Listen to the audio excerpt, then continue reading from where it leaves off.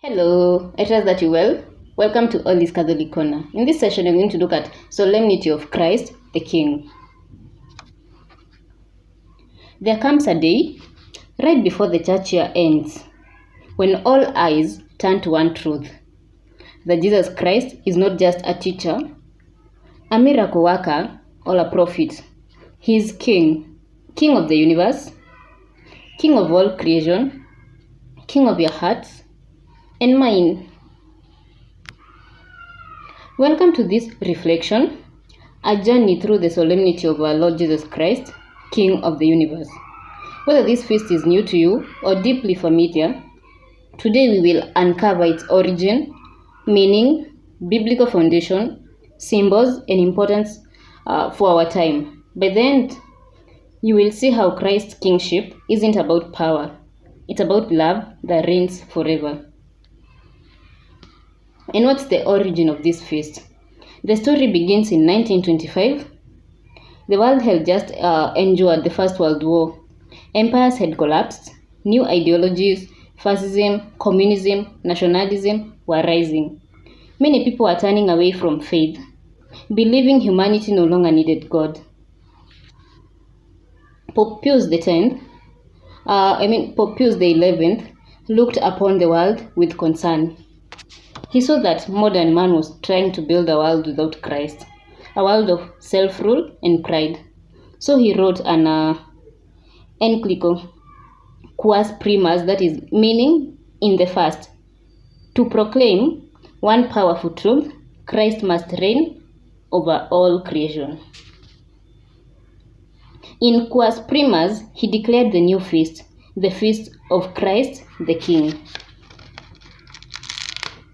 He wrote, "When men recognize the authority of Christ, society will at last receive the great blessings of real liberty, well-ordered discipline, peace, and harmony." At first, it was celebrated on the last Sunday of October, just before All Saints' Day. But after the Second Vatican Council, Pope Paul VI moved it to the final Sunday of the liturgical year, just before Advent, symbolizing that Christ is the beginning and the end. And what are the scriptural or foundations from the scripture? Scripture has always proclaimed Jesus as King, not a worldly king, but a divine one. Let's explore the journey of his kingship through the Bible. And the first one, you'll get the promise in the Old Testament, and you'll get that from the book of 2 Samuel, chapter 7, and verse 16. "Your house and your kingdom will endure forever before me. Your throne will be established forever."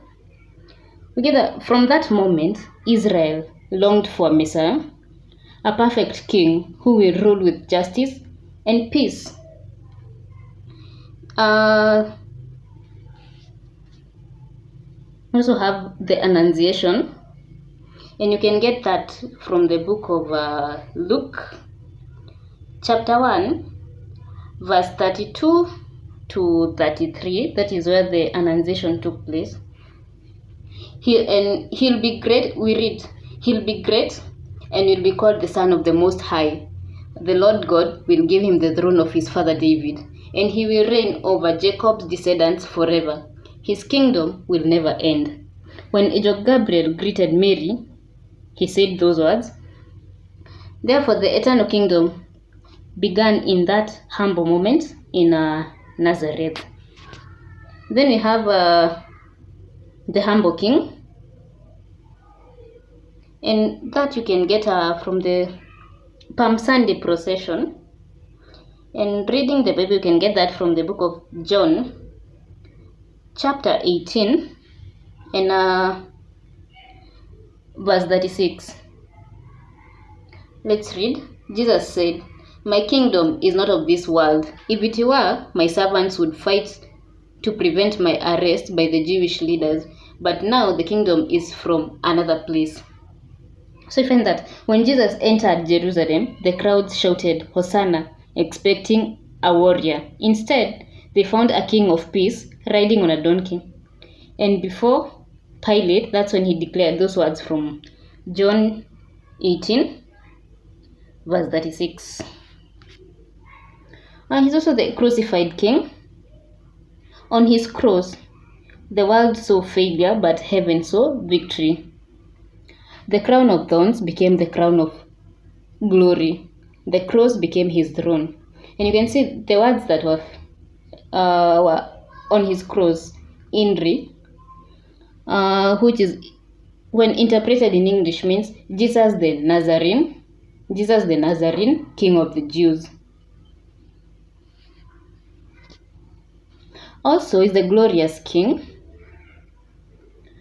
Christ rose, he ascended and reigns forever. We can read the book of Revelation, chapter 19, and verse 16. And let's read it. On his robe and on his thigh, he has the name written, King of Kings and Lord of Lords. This is the King we celebrate, not distant, but eternal, not conquering by fear, but by love. And what is the meaning and symbolism? What does it mean to call Christ King of the universe? It's more than a title. It's a way of life. We're going to begin with, he's a king of love. Christ's kingship is not tyranny. It's love. He reigns by giving, not taking, by forgiving and not condemning. He's a king who serves. In his kingdom, greatness comes through humility. The king kneels before his subjects and washes their feet. This is a kingdom of truth and justice. His justice is mercy. His truth sets captives free. In a world of falsehood, his word is our compass. It is a kingdom that's already here, yet still coming. Every act of charity, every Eucharist, every prayer builds his kingdom now. Yet we still await its fullness when he returns in glory. Let's look at the liturgical celebration. Liturgically, this is a solemnity, the church's highest form of celebration. It crowns the liturgical year, showing that Christ reigns now and forever. Priests wear white or gold vestments, and this is a symbol symbolizing victory, glory, and purity. Also, the readings focus on the majesty and mercy of Christ. Like now, during year A, we read from Matthew chapter 25 from verse 31 to 46. And the title, if you go to your Bible, the title up there is going to be The Sheep and the Goats. Okay, we can read it. When the Son of Man comes in his glory and all angels with him, he will sit on his glorious throne. All the nations will be gathered before him, and he will separate the people one from another as a shepherd separates the sheep from goats. He will put the sheep on his right and the goats on his left. Then the king will say to those on his right, "Come, you who are blessed by my Father, take your inheritance, the kingdom prepared for you since the creation of the world. For I was hungry, and you gave me something to eat. I was thirsty, you gave me something to drink. I was a stranger, and you invited me in. I needed clothes, and you clothed me. I was sick, and you looked after me. I was in prison, and you came to visit me." Then the righteous will answer him, "Lord, when did we see you hungry and feed you, the thirsty and give you something to drink? When did we see you a stranger and invite you in, or needing clothes and clothe you? When did we see you sick or in prison and go to visit you?" The king will reply, "Truly, I tell you, Whatever you did for one of the least of these brothers and sisters of mine, you did for me. Then he will say to those on the left, depart from me, you who are cast into the eternal fire, prepared for the devil and his angels. For I was hungry, and you gave me nothing to eat. I was thirsty, and you gave me nothing to drink. I was a stranger, and you did not invite me in. I needed clothes, and you did not clothe me. I was sick and in prison, and you did not look after me. They will also answer, Lord, when did we see you hungry or thirsty, or a stranger, or needing clothes, or sick, or in prison, and did not help you? He'll reply, truly I tell you, whatever you did not do for one of the least of these, you did not do for me. Then they will go away to eternal punishment, but the righteous to eternal life.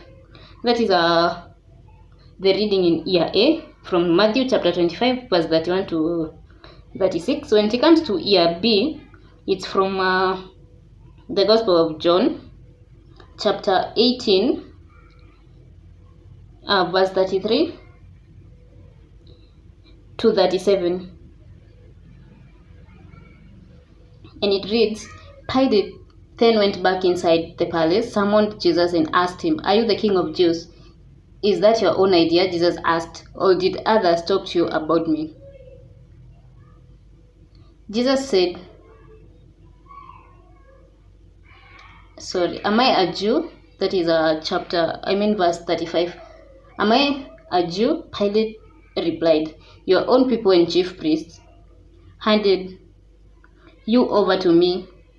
What is it you've done? Jesus said, my kingdom is not of this world. If it were, my servants would fight to prevent my arrest by the Jewish leaders. But now, my kingdom is from another place.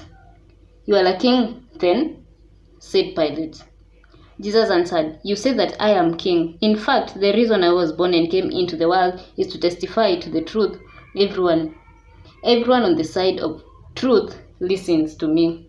That is the reading in year B from the book of John. And now that of year C, it's from the book of Luke, chapter 23, and verse 35 to 43. And we can read that. The people stood watching, and the rulers even sneered at him. They said, he saved others, let him save himself, if he is God's Messiah, the chosen one. The soldiers also came up and mocked him. They offered him wine vinegar, and he said, if you are the king of Jews, save yourself. There was a written notice above him which read, this is the king of Jews. One of the criminals who hung there hurled insults at him. Aren't you the Messiah? Save yourself and us. But the other criminal rebuked him. Don't you fear God? He said, since you are under the same sentence, we are punished justly, for we are getting what our deeds deserve. But this man done nothing wrong.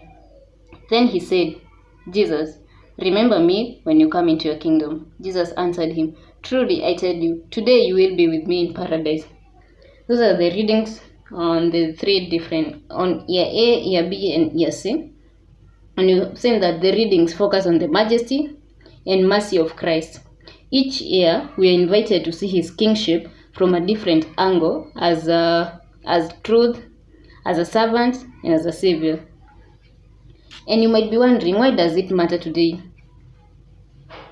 Oh, that is where year A comes from, the book of Matthew 25, 31 to 46. Then you have John chapter 18, 33 to 37. And year C, we have the book of Luke chapter 23, 35 to 43. Why does it matter today? Why does this feast matter now? Because even today, humanity crowns many false kings. That is money, success, technology, politics, pleasure, all that. But none can give what Christ offers, peace of soul. Pope Pius the 11th warning echoes today. Without Christ, the world loses its anchor. With him, we find direction, meaning, and hope. The solemnity of Christ the King reminds us that every human heart has a throne. Something or someone sits upon it. Who reigns in yours? That's a question that you should ask yourself. Let's have a personal reflection on it all. If Christ were to look into your heart today, what kingdom would he find? Is it ruled by fear, pride, distraction, or is it surrendered to him in love? The feast isn't about power, it's about surrender. It's an invitation to say, Jesus reigns in me, be king of my life, my words, my thoughts, my home. When we allow Christ to rule our hearts, his kingdom begins to shine through us in every act of kindness, every moment of prayer, every quiet yes to God.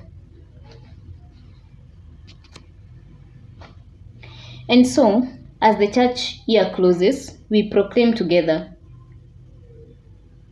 Christ conquers, Christ reigns, Christ commands.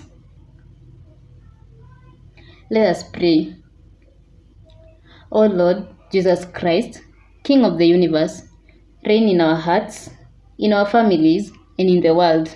May your kingdom of truth, life, holiness, grace, justice, love, and peace come and never end.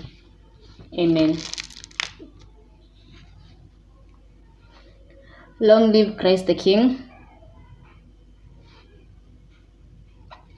If this reflection deepened your faith, remember to like, to share, to comment, to subscribe, and let the reign of Christ shine through your life every single day.